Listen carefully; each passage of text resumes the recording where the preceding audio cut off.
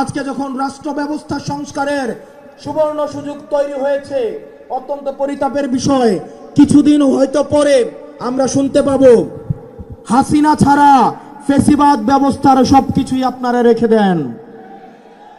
শুধু এই কথাটা হয়তো লজ্জায় তারা বলতে পারছে না।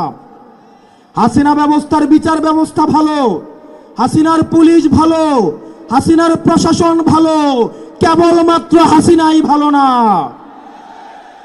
আজকে আপনারা হাসিনার সবকিছুকেই টিকিয়ে রাখতে চাচ্ছেন। এই তরুণ প্রজন্মের কাঠগড়ায় আপনাদেরকে দাঁড়াতে হবে।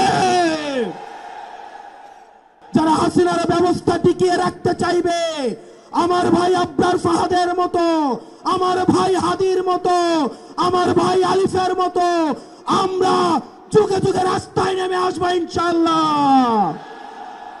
এক ভাগ গোলামীকে বরণ করার জন্য প্রস্তুত হচ্ছে, আরেক ভাগ আজাদির পক্ষে অবস্থান নিয়েছে, এক ভাগ ভারতীয় আধিপত্যের কাছে মাথা নত করেছে, আরেক ভাগ ভারতীয় আধিপত্যের বিরুদ্ধে বিদ্রোহ ঘোষণা করেছে। কুমিল্লার হাতেই, কুমিল্লার ছেলেদের হাতেই হাসিনাকে দেশ ছেড়ে পালাতে বাধ্য